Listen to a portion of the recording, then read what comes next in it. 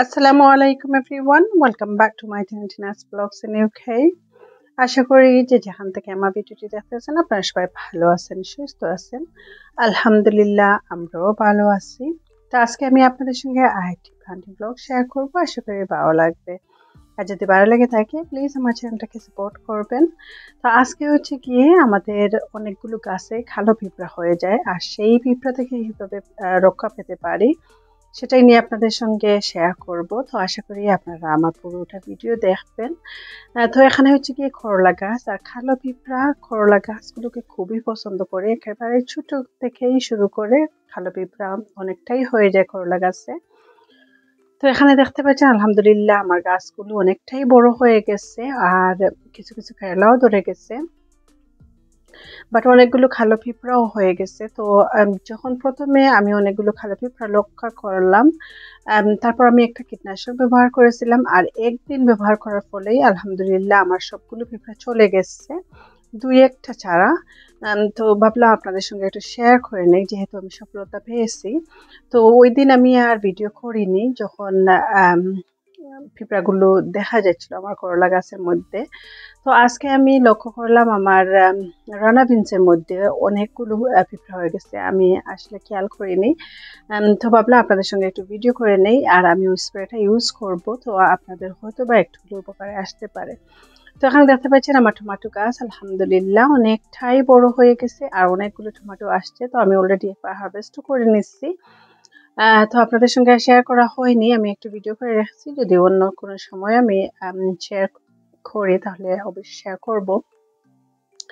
তো এখানে কয়েকটা কলিফ্লাওয়ার আসছে, আর ওইদিকে আমি রানা বিনসও রোপণ করেছি ওই জায়গার মধ্যেই, আমার টমেটো গাছের পাশেই। তো ওখানে দেখতে পারলাম অনেকগুলো কালো পিঁপড়া হয়ে গেছে, আর যে ফুলগুলোতে কালো পিঁপড়া হয়েছে ওইগুলো কিন্তু খুবই দ্রুত ঝরে যাচ্ছে। সো পিঁপড়া এত খারাপ, মানে ফসলগুলোকে খুবই দ্রুত নষ্ট করে ফেলে।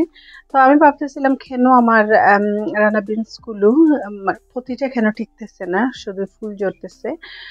তারপর খেয়াল করে দেখলাম ওখানে অনেকগুলো কালো পিঁপড়ার বাসা বেঁধে ফেলছে, আর যেহেতু আমি লক্ষ্য করিনি সেজন্য মানে ছড়িয়ে ছিটিয়ে পুরোটা গাছই দখলে করে দিছে। তো আমি ওইটা স্প্রেটা ওই দিন ব্যবহার করেছি, আলহামদুলিল্লাহ দুদিন পর আপনাদের সঙ্গে শেয়ার করব, অনেকটাই কমে গেছে, আর অনেকগুলো রানা বিনসও ঠিক আছে। তো এখানে দেখতে পাচ্ছেন ভিতরের দিকে অনেকগুলো কালো পিঁপড়া হয়ে গেছে, আর যে পাতাগুলো আমি কালো পিঁপড়া হয়েছে আর ছিঁড়তে পারবো ওগুলো আমি ছিঁড়ে ফেলছি। তো আপনারা গাছের যদি প্রতিদিন লক্ষ্য রাখেন তাহলে এভাবে আসলে এত বেশি হবে না, একটা দুটো হয়ে গেলেই আপনারা যদি ট্রিটমেন্টটা শুরু করে দেন তাহলে একবার বা দুবার ইউজ করেই আপনারা সফলতাটা পেয়ে যাবেন। আসলে অনেক সময় সবকিছু দেখা পসিবল হয় না, বা সবকিছু লক্ষ্য রাখা যায় না, বাট তবুও যেহেতু আমরা শখ করে গার্ডেনিং করি, গাছগুলোর প্রতি লক্ষ্য রাখাটাই বেস্ট, বা পরে পস্তাতে হয়। তো আলহামদুলিল্লাহ অনেকগুলো রানা বিনসও আসছে। তো কালো পিঁপড়া মোস্টলি কয়েকটা গাছ বেশি পছন্দ করে, লাইক বরবটি গাছগুলো, রানা বিনস, তারপর করলা গাছগুলো স্পেশালি। আমি তো খুব শখ করে আমার করলা গাছগুলো রোপণ করেছি। তো শুরু থেকেই আমি দেখতে পাচ্ছিলাম আমার একটা দুটো কালো পিঁপড়া হয়ে গেছে। তো ওষুধ ইউজ করবো করবো বলেও আসলে প্রথমে করা হয়নি, আর তারপর যখন দেখলাম আসলে গ্রোথ কমিয়ে দিচ্ছে তখনই ভাবলাম যে আমার কিছু একটা করতে হবে। তো আলহামদুলিল্লাহ আমি ওই কীটনাশকটার খোঁজ পেয়েছি। তো আমি আজকে গরুয়ার কীটনাশক ইউজ করতেছি না, আমি কিনে নিয়ে আসছি। আর গরুয়াটাও আলহামদুলিল্লাহ আমার প্রতিটা গাছেই হেল্প করেছে। ইভেন কালো পিঁপড়ার জন্য হলুদের পাউডারটা খুবই ভালো কাজ করে, সেটাও ইউজ করা যায়। তো আমি আসলে ওই স্প্রেটা ইউজ করে এত সফলতা পেয়েছি, একবার ইউজ করেই সবগুলো সরে গেছে, সেজন্য ভাবলাম একটু আপনাদেরকে দেখিয়ে দেই। তো এই তো দেখতে পাচ্ছেন আলহামদুলিল্লাহ রানা বিনস অনেকগুলোই আসছে, আর অনেকগুলো ফুল আসছে, যেটা যদি সবগুলো ঠিকই অনেকগুলো হবে। তো কীটনাশকটা এইটাই বাকলিয়ে ফ্রুট অ্যান্ড ভেজিটেবলস আলট্রা, আর এইটা যে কোনো গার্ডেন সেন্টারে আপনারা পাবেন, অথবা টেস্কো যে কোনো গার্ডেনিং সেকশনে পাবেন, সুপার স্টোরগুলোতেও।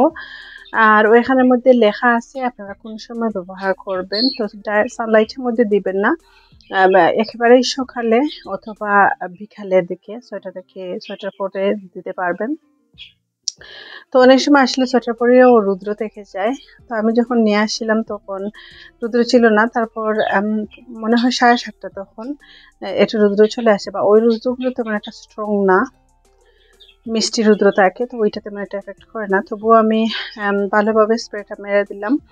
আর যখন স্প্রে মারবেন অবশ্য নাকের মধ্যে মাস্ক যদি থাকে অথবা কাপড় দিয়ে একটু ঢেকে রাখবেন, যেহেতু এগুলো পয়জনাস থাকে। তো আমি প্রতিটা পিঁপড়ার মধ্যেই ট্রাই করেছি গাছের সব দিকেই স্প্রেটা করার জন্য। আর তারপর 2 days later আলহামদুলিল্লাহ আমি লক্ষ্য করলাম যে আমার মোস্টলি সবগুলো পিঁপড়া চলে গেছে বা মরে গেছে। তো এটা খুবই স্ট্রং, খুবই ভালো কাজ করছে আলহামদুলিল্লাহ। আর কেরালা গাছের মধ্যে এখন আর কোনো পিঁপড়াই নেই, যেহেতু রানা বিনসে প্রচুর হয়ে গেছিল, সেজন্য আসলে খুবই দ্রুত যেসবগুলো মরে গেছে, খুবই ভালো লেগেছে দেখে।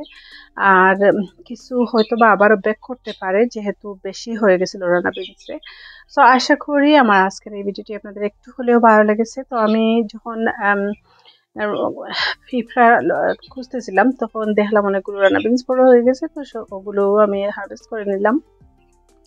তো আপনারা সবাই ভালো থাকবেন, আর অবশ্যই আপনাদের সঙ্গে কথা হবে অন্য কোনো ভিডিওতে। Thank you for watching. আল্লাহ হাফিজ।